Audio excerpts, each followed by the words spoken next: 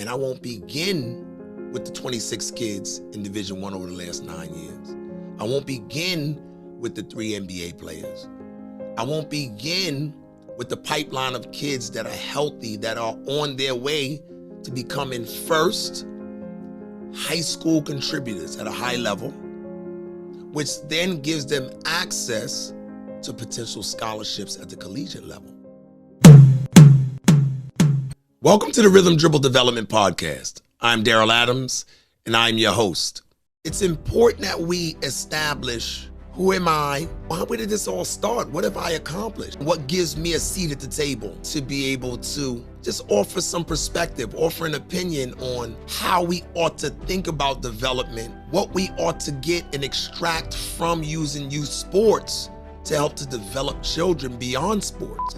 Let's roll back the time, the beginning of this thing for me, where I'm not any different from any parent. I had a child who we wanted sports for him just merely because of all of the peripheral benefits, the collateral benefits.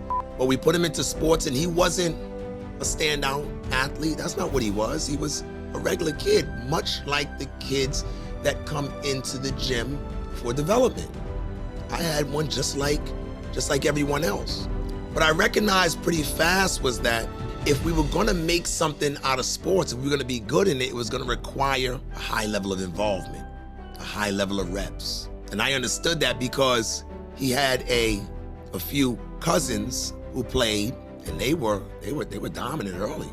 We picked up a few guys out of PG County here in Maryland. Again, they were mature. Everybody's in a 2-parent family.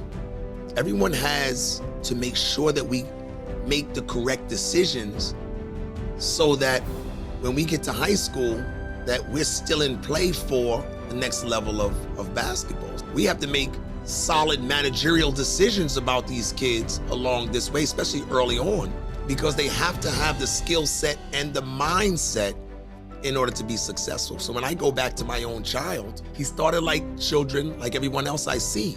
He was not extra tall, he wasn't extra fast, but we as a family had a margin of discipline, that's all.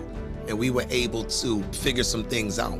I started building around basketball just merely because it was a solution to a problem. So me building Rhythm Dribble in the business of basketball development started as an issue in my own household, because I recognized that immediately, that no, this is far more than just come in and dribble a ball. This is assistance in a society where the Boys and Girls Clubs have been done away with just because of budgets, or the mentorship program, or the athletics in schools, right? Those budgets have been reduced.